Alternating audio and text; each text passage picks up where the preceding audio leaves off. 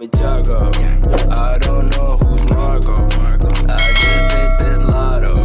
I'm building up my... Assalamualaikum warahmatullahi wabarakatuh. Bagi anak-anak, hari ini kita akan belajar tema 3, peduli terhadap makhluk hidup, subtema 2, keberagaman makhluk hidup di sekitarku, untuk KD IPA 3.1 dan Bahasa Indonesia KD 3.2. Selamat menyaksikan. Lihatlah anak-anak, di situ ada gambar sapi. Ada pemanfaatan hewan sebagai sumber daya alam. Hewan sapi itu dimanfaatkan sebagai bahan makanan, bahan obat-obatan, dan juga dimanfaatkan tenaganya oleh manusia. Contoh pemanfaatan hewan oleh manusia antara lain yang pertama, ayam dimanfaatkan untuk diambil telur dan dagingnya. Pernahkah kalian makan telur dadar dari ayam atau daging ayam? Pastinya pernah ya. Selanjutnya ada kerbau dan sapi dimanfaatkan untuk diambil daging dan tenaganya untuk membajak sawah. Selanjutnya 3, ikan koi, kucing dan kelinci dimanfaatkan untuk hewan peliharaan. Keempat, hewan juga berperan dalam menjaga keseimbangan alam. Ular memakan tikus sehingga jumlah tikus di sawah tidak berlebihan. Oleh karena itu, tanaman padi tidak habis dimakan tikus sehingga petani dapat memanen padi. Tuh ada ular di sawah yang berfungsi menjaga keseimbangan alam, yaitu keseimbangan jumlah tikus dan tanaman padi. Nah anak-anak, ada loh akibat jika keseimbangan alam tidak terjaga. Sebagai contoh, ular di sawah musnah atau hilang dari sawah. Tikus sebagai hama padi tidak ada pemangsanya lagi. Maka jumlah tikus akan semakin banyak. Akibatnya tanaman padi akan habis dimakan tikus. Nah, oleh karena itu ada cara untuk menjaga keseimbangan alam. Yang pertama, tidak memanfaatkan hewan secara berlebihan. Hal ini mengakibatkan hewan tersebut menjadi langka atau punah. Yang kedua, menjaga habitat atau tempat hidup hewan. Dan yang ketiga, tidak membeli barang yang berasal dari bagian tubuh hewan langka. Selanjutnya ada bagian-bagian tubuh hewan dan fungsinya. Yang pertama kita akan belajar tentang bagian tubuh ikan. Yang pertama ada mata. Mata berfungsi untuk melihat lingkungan sekitar. Terus ada sisik yang berfungsi sebagai pelindung tubuh. Dan ada badan yang ramping memudahkan ikan bergerak di dalam air.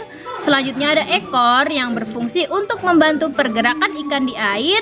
Dan ada sirip itu di bawah itu, berfungsi untuk berenang, dan ada insang yang berfungsi untuk bernafas atau alat pernafasan ikan. Hewan yang akan kita pelajari selanjutnya yaitu hewan darat. Contohnya kucing. Kucing memiliki bagian-bagian tubuh. Yang paling atas itu telinga untuk mendengar, mata untuk melihat, kemudian hidung untuk mencium bau, dan rambut berguna untuk menutupi tubuh. Ingat, kalau kucing itu berambut, bukan berbulu. Kalau berbulu itu contohnya ayam. Kemudian ada misai seperti kumis itu untuk mengetahui keadaan sekitar. Ada kaki sebagai alat gerak gitu untuk berpindah tempat, dan ekor berguna untuk menjaga keseimbangan. Nah, kita akan belajar tentang wawancara. Nah, ada narasumber dalam wawancara. Narasumber itu bertugas memberikan informasi yang dibutuhkan pewawancara dengan menjawab pertanyaan. Sebelum melakukan wawancara, kita harus menentukan narasumber yang tepat. Nah, sebelum kita melakukan wawancara, kita harus membuat daftar pertanyaan. Nah, bagaimana sih cara membuat daftar pertanyaan yang baik? Dalam hal ini, Bu Eka menyarankan sebaiknya berpedoman pada adik Simba. Apa itu adik Simba? Adik Simba singkatan dari kumpulan kata tanya, yaitu apa, di mana, terus K-nya itu kapan, dan si untuk siapa, M-nya untuk mengapa, dan ba untuk bagaimana. Atau kita biasa menyebutnya dengan kata 5W plus 1H. Itu singkatan dari bahasa Inggris. W yang pertama ada what, where, when, who, why, dan H yang terakhir adalah how. Fungsi kata apa untuk menanyakan suatu hal atau benda, di mana untuk menanyakan tempat, kapan untuk menanyakan waktu, siapa untuk menanyakan orang, mengapa untuk menanyakan sebab, dan bagaimana untuk menanyakan cara, proses, atau keadaan. Nah, selanjutnya ada hal lain yang perlu diperhatikan saat mengajukan pertanyaan wawancara adalah menggunakan bahasa yang santun. Kesantunan bahasa dapat ditunjukkan dengan cara tidak menyinggung lawan bicara kita. Sebagai pewawancara, sebaiknya bersikap tidak membela pihak manapun. Nah, selanjutnya ada laporan wawancara. Setelah kita melakukan wawancara, kita juga harus melaporkan wawancara tersebut. Laporan wawancara kan kita mengajukan berbagai pertanyaan untuk menggali informasi penting dari narasumber saat wawancara.